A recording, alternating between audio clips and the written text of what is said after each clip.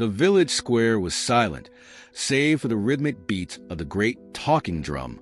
The elders and villagers watched in astonishment as a young boy, barely 12, stood before them, his hands moving with a wisdom beyond his years. His name was Kofi. He had uncovered the deepest secret of the talking drum, one that even the greatest drummers had failed to understand. The king, sitting on his grand stool, leaned forward, eyes filled with curiosity. "Tell us, boy, how did you learn to speak the language of the drum so fluently?" Kofi smiled and gently tapped the drum, sending out a message that resonated through the air. It wasn't just a sound, it was a voice, a language. "The drum does not speak to the hands that beat it, but to the ears that listen," he said, his voice steady. "And I listened when no one else would." Gasps rippled through the crowd. The village's greatest drummers had played for years, yet none had truly listened.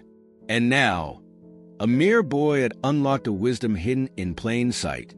Kofi was the son of a humble farmer. Unlike the other boys, who were strong and quick-footed, Kofi was often lost in thought, his ears always perked up at the sound of drums in the distance. He longed to learn, but the village's drummers scoffed at him. "Drumming is for warriors, not dreamers," mocked Kwame, the head drummer's apprentice. "You are too weak to beat the drum, Kofi." Even his father shook his head. "Drumming won't fill your stomach, my son. Help me in the fields." But Kofi was determined. Every night, while the village slept, he crept to the drum circle, listening intently to the elders as they played. He closed his eyes and let the beats sink into his soul. He noticed something the others did not. The drum had patterns, a rhythm that wasn't just music but a conversation. One night, the king announced a great festival. The best drummer in the village would be chosen to play before visiting chiefs. Kofi knew this was his only chance to prove himself, but the path ahead would not be easy. As the festival drew near, Kofi approached the great talking drum, his heart pounding. He had never played in front of the villagers before. The moment he touched the drum, laughter erupted. "A child dares to challenge the great drummers?" Kwame sneered. "This is an insult." But Kofi was undeterred. He closed his eyes and let his fingers glide over the drum, tapping out rhythms he had memorized from the elders' nighttime gatherings. The drum did not fight him, it welcomed him. The sound was different, almost alive, speaking to the people in ways they had never heard before. The crowd grew silent. The rhythms told stories of ancestors, of battles won, of love and loss.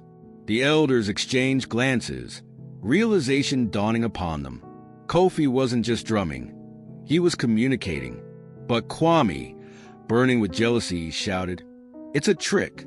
He only copies what he has heard." The king raised his hand, silencing the crowd. "If that is true, then let the drum ask him a question." The head drummer struck the drum, sending out a coded message. "Who was the first king of our land?" Kofi listened, then answered with the drum. "Nano Beng the first." Another question followed, then another. Each time, Kofi responded flawlessly, proving that he was not just imitating. He understood. The crowd erupted in cheers. Even Kwame stood speechless. The king stood and smiled. Wisdom does not always lie in strength. Sometimes it is found in patience and the willingness to listen. He gestured for Kofi to step forward. "From this day forth, you shall be the keeper of the talking drum, for you have understood its secret." Tears filled Kofi's eyes as he bowed. He had once been the boy who was laughed at, but now he was the one who had unlocked a power greater than strength, the power of understanding. His father beamed with pride. "Perhaps drumming does not fill the stomach, but today it has filled my heart." The village learned that wisdom often whispers where others only hear noise. And Kofi, the boy who listened when no one else did, had proven that true strength lies in knowing when to be silent and when to let the drum speak. Moral of the story: true wisdom comes not from speaking the loudest, but from listening the deepest.